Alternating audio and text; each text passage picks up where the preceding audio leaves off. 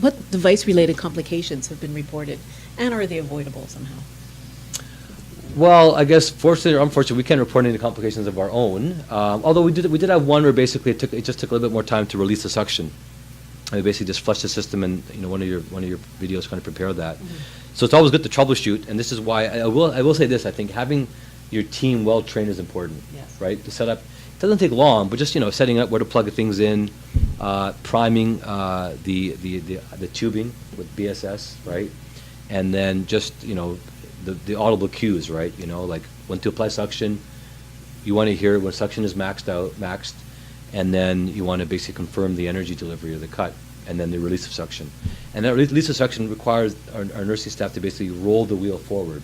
Right. And that roll, I think, shouldn't be like short and choppy, right? It should be smooth. That's probably the really only learning curve there is with that, as far as the setup there. But I think those are kind of the important parts of how we kind of use the device in totality in terms of the setup and the application of it. Right. It's a pretty short learning curve for that. Did I answer the question? What was the question? Yeah, the device-related complications. Oh, complications. Yeah. So I think the biggest thing I worry about would be I didn't answer the question was incomplete capsulotomy. That's what I'd be worried about, right? And you see some of the literature out there. We see some varying reports. Some reports are a bit more than others. But I think that's what I'd be concerned about, and that probably occurs for a couple of reasons. One, the skirt may be folded on one side because we haven't properly introduced all the way opened up. The suction was not fully applied or maxed out, or the cut was made too early.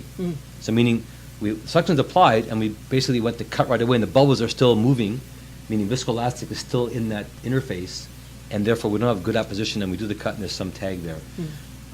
I'd much like to do surgery efficiently. I mean, I think patience is important, and it doesn't take long, right? Like I said, the whole time in the eye is probably less than a minute, really.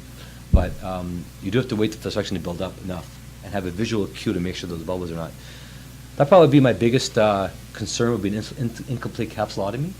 Okay.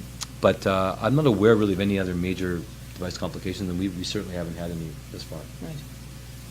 So patients. I probably have to give it to some more first-year, second-year residents. That'd be a good idea.